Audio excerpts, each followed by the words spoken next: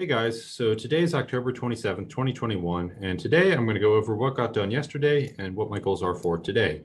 So yesterday, as the daily progress summary video probably shows, I was kind of experimenting around with GoPro stuff. And in particular, I was trying to figure out how to eliminate the fisheye effect in the shots that I'm using when I'm using it as a webcam. So the fisheye effect is basically the GoPro has a really wide lens, and so some straight lines appear distorted at the edge of the video because of that lens. And so the GoPro has a mode called linear mode where it basically uses some pretty neat software to correct for the fisheye lens due to the wide angle here. And now you lose some field of view, so it's not quite as wide a picture, but it's still pretty wide, still quite good. And it completely eliminates all of the distortion there. So I was experimenting with that yesterday, and unfortunately, in experimenting with that, I uncovered some other problems with my setup. So I had previously been trying to use the GoPro with a helmet and mount it to the chin bar of the helmet, but that proved to be kind of uncomfortable in general. And also the audio quality wasn't good when I was trying to mic myself because the sound kind of echoes around in the helmet. And so I decided not to do that. And so the next thing I tried was like a face mask, kind of like what welders wear, something where you can kind of pull a mask down over your face up and down. So it attaches to just the headband. It doesn't have any attachment point at the chin. Well, that's what I was trying yesterday. I had it on that, but the problem is you can see that the video shakes around a lot. And that's because when you don't attach anything at the chin, it really bounces. It's not attached firmly. It doesn't have 2 points of contact. And so it shakes a lot. And that's no good for video stabilization. I also realized that, wow, hold up, the GoPro is supposed to stabilize video, right? Well, it turns out, and this was the very horrifying discovery, that GoPro's internal webcam program, so you download the app on your computer and plug in a USB cable to use the GoPro as a webcam. Well, it actually doesn't use the GoPro video software optimizations that make GoPros useful. And that would be things like the video stabilization that I mentioned here and horizon leveling, and also all of the video settings that you can configure for each mode that you shoot in. So things like the ISO, dealing with different light situations, or the contrast, which affects color scheme, and all of these other things. Well, you can't actually set those when you're using your GoPro as a webcam. So it just comes as a very dumb camera out of the box, and you can't change anything. But the video stabilization is the huge one, and also the color settings, because the GoPros kind of oversaturate by default, and they have really sharp contrast, which isn't so great for most circumstances. And so you really want to tune those things down a bit to get flatter video, something that's more applicable across all circumstances. And so you can't use the better video settings and have stabilized video with the GoPro. It also, and this was something I knew from before, also annoys me, is that they disabled the built-in microphones on the GoPro when you use it as a webcam. I cannot fathom why, but you can't use the mics on the GoPro when it's in webcam mode. And so for all these reasons, particularly the lack of video stabilization, that's kind of a deal breaker. I want to use this for point of view footage. I want the footage to be good video wise, not bounce all over the place. So you could use a gimbal, but the whole point of getting a GoPro was these action cameras have a lot of really neat software that will do a lot of the image stabilization for you. There's no reason why you need to go spend, a couple $100s on a fancy, 3-axis gimbal that uses servo motors to keep the picture steady and constant. Well, the GoPro can just do it with computer algorithms, and it makes lots of sense. But if you can't use those things when you're recording, well, that's no good. So yeah, those problems were identified yesterday when I was doing this. So anyway, I don't want to get any more off topic than that. I'm just introducing it. So the main thing that I was doing yesterday was kind of getting back into the swing of things here after having traveled for the weekend to go to a wedding. So what I was doing that weekend, my roommate and I drove up. We went to his little sister's wedding. It was about 12 hours each way. And so that was a super long drive, kind of tiring and that sort of thing. But I was trying to get my head back into work and also into, my work outside of work. So the ministry stuff and also all the house stuff that I'm dealing with, because I needed to organize questions for the walkthrough. So today, as you can see, it's kind of late. I was going to get to this morning, but didn't end up getting to it before I had to go to work.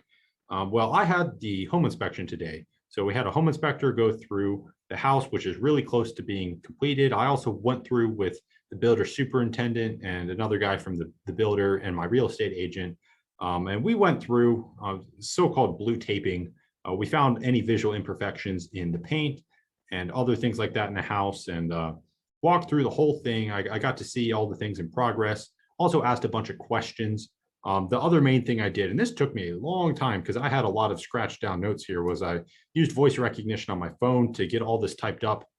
So from all the walkthrough and the conversations I had with the builder, asking about things like setting up utilities and getting the sprinklers adjusted and garage door openers, and all the questions I asked, well, all of those things I typed up and organized some. I mean, I still need to do a bit more on it, but I mean, it was probably good 20 to 40 paragraphs, a lot of stuff. And it's good. It's a lot of information. I have most of my questions answered now. Now, there were a couple things that weren't the best here. I made a thread on the forum. I'll get to this in a second here. But the couple things here, I need to add another sprinkler system in the back of the yard so that the whole yard can be hit by sprinklers.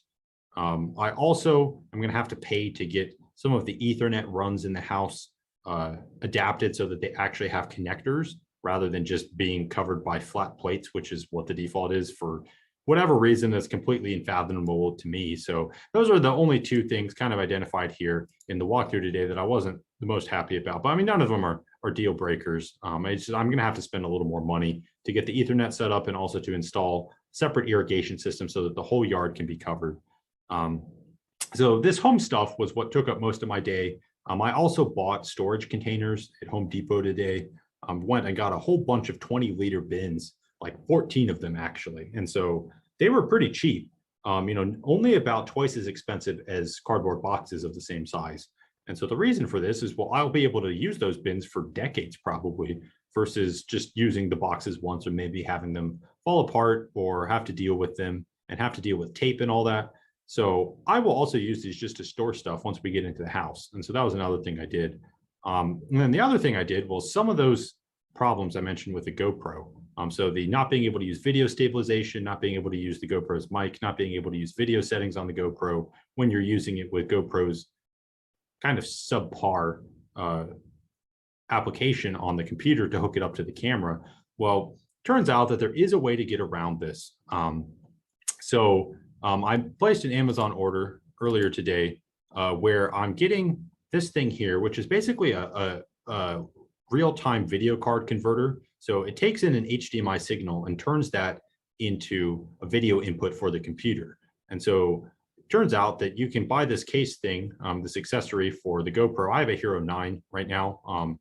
And this case adds a mini HDMI out to the GoPro, as well as adds a better microphone.